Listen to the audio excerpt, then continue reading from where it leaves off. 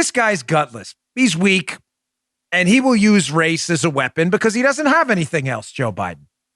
He is. He is a gutless wonder.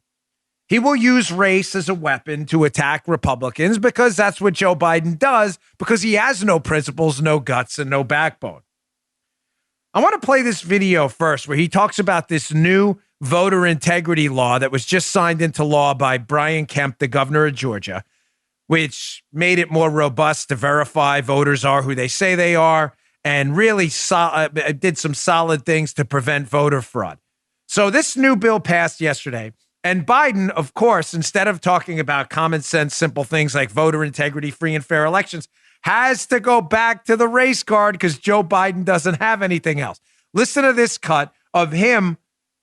He's talking about, just to be clear, this Georgia voter law and H.R. 1, these voter integrity measures Republicans want. And he has to go back to the race card again. Check this out. I spend my time doing three things. One, trying to figure out how to pass the legislation passed by the House, number one. Number two, educating the American public. The Republican voters I know find this despicable. Republican voters, folks outside this White House.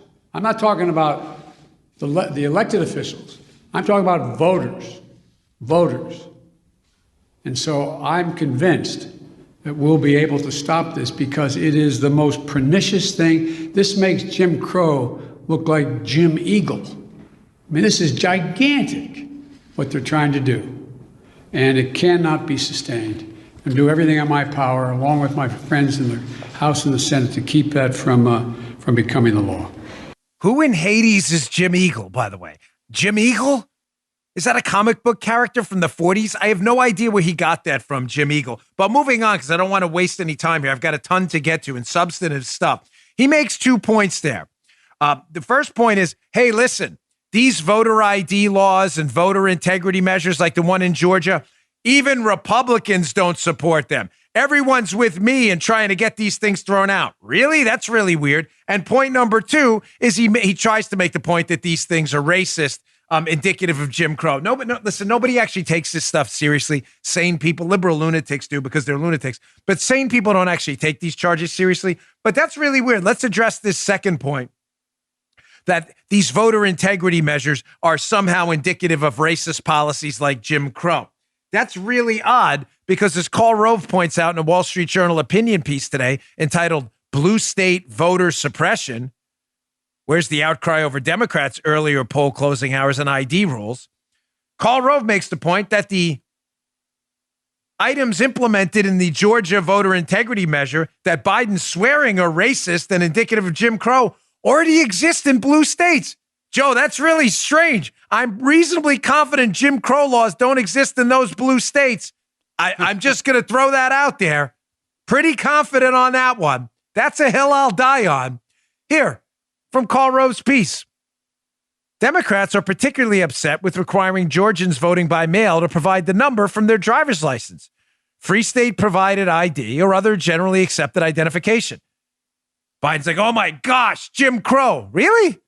Rove says if this is racist, then New Jersey, Virginia, and California, those hotbeds of conservatism, joking, of course, are suppression hotbeds. New Jersey requires a driver's license number or the last 4 digits of a social for online voter registration, while Virginia requires both a photo ID card and your social security number. California, hardly a red stronghold, also requires ID to register. Where are the bitter denunciations of these states' racist Democratic governors and legislatures? Nowhere, because these people, like Biden, are gutless, character-free buffoons who are just lying to you. Folks, again, I wake up every morning with the purpose of this show to correct the litany of misinformation, disinformation, and conspiracies being mainlined into your veins by liberal media lunatics and their party propagandists who support them. This is all made up. Do you understand they make this stuff up? Joe Biden. Voters support me, not voter ID laws. We're on the right. This is all Jim Crow. Really? The same thing's being done in Democrat states. As for his other ridiculous assertion that even Republicans are with him in trying to wipe out voter ID laws, this just took a simple internet search. Washington Examiner piece. I'll put in the newsletter today. Bongino.com/newsletter. Andrew Mark Miller. Poll. 69% of black voters and 75% of overall voters support voter ID laws.